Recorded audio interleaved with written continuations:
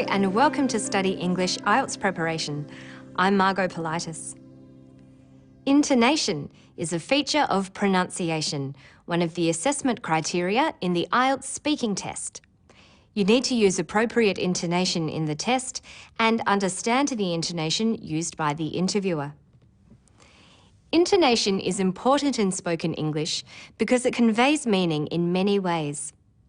Changing the pitch in your voice, making it higher or lower, allows you to show surprise, "Oh, really?" or boredom, "Oh, really?" Let's listen to some intonation patterns used for specific functions. First, there's the high or rising tone used for asking a yes-no question. Do you find English difficult? Are you listening? Is this clear? The rising tone is also used for showing expectation, as you can hear when this furniture maker talks about seeing the inside of some rare timber.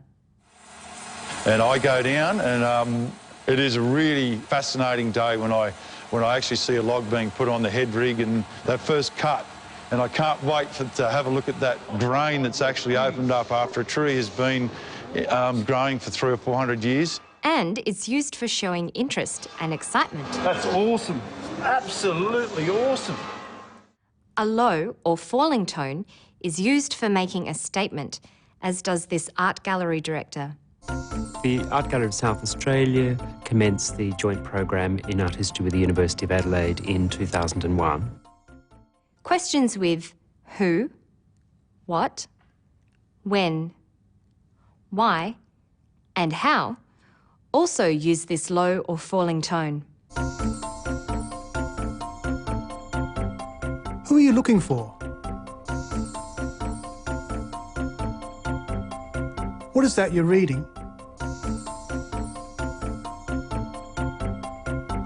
Where is the art gallery?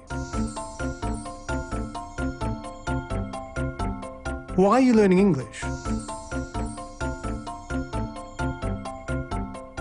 How are you? Listen to the rising and falling tones used by the woman in the next clip to explain the properties of granular materials. Take vacuum packed coffee, for example. This is very much solid-like behavior because it's stiff as a brick, and at the same time, it's strong enough to hold your weight. And yet, if we open the pack, I can pour it just like I would pour water. When listing things, a rise-falling tone is used. Granular materials constitute a wide range of everyday common materials, such as powders, through to natural grains such as nuts, rice, wheat grains, and mineral resources. A level tone or a low rising tone can also be used for listing. We have 3 studio cabins, 2 two-bedroom cabins, 2 teepees, and a campground. Finally, a fall rising tone expresses uncertainty. Well, I'm not sure what all this means. Now we'll look at some sample IELTS interviews. Listen carefully for the intonation patterns. Where else have you travelled? I've travelled to other Asia countries such as Malaysia, Thailand and Singapore, and of course I've travelled around in my own country. Where would you most like to go? I would like very much to go to Europe, for example UK, Spain or Netherlands, but I also want to go to Dubai and India. The 2 questions the interviewer asks are were-type questions, starting with where. Did you notice that the pitch of his voice fell at the end of both questions? Like this. Where else have you travelled? Where would you most like to go? In the answer, notice how the countries are listed using a level tone that then falls for the last item in the list, in my own country. I've traveled to other Asia countries such as Malaysia, Thailand, and Singapore. And of course, I've traveled around in my own country. In response to the second question, her voice rises to show expectation.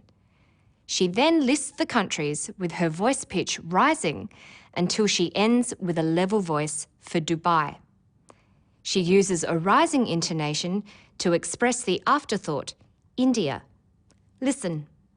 I would like very much to go to Europe, for example, UK, Spain, or Netherlands, but I also want to go to Dubai and India.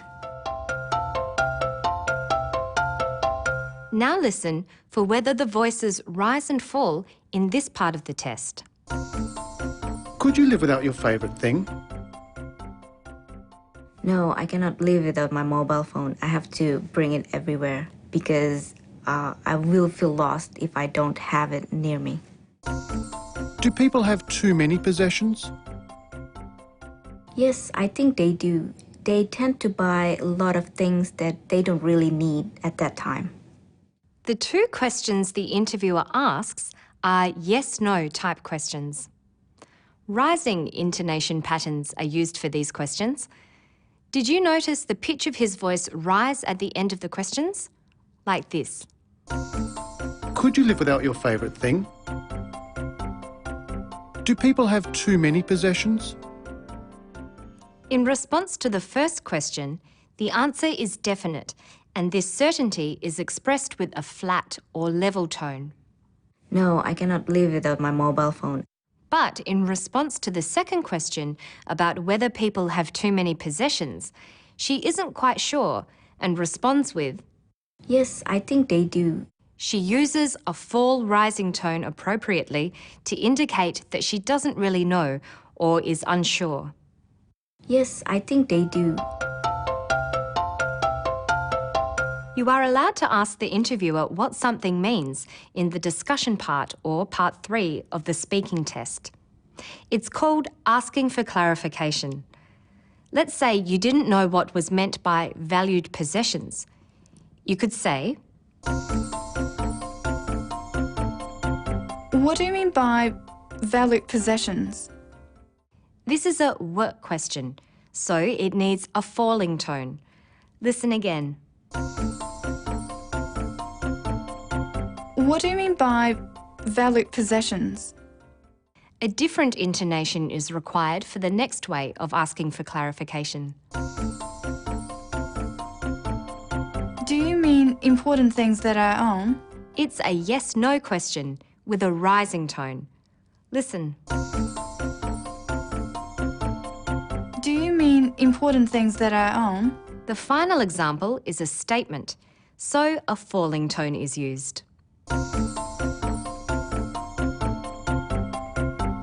Sorry, I'm not quite sure what you mean by valued possessions. So a falling tone is used for "w" and "how" questions. Who are you looking for? What is that you're reading?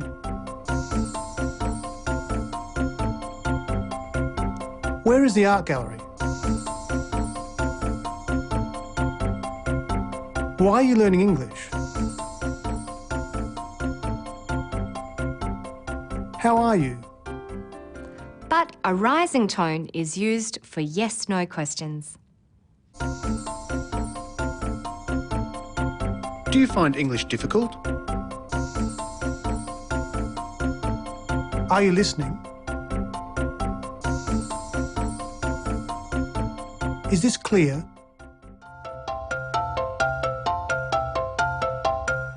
That's all for now.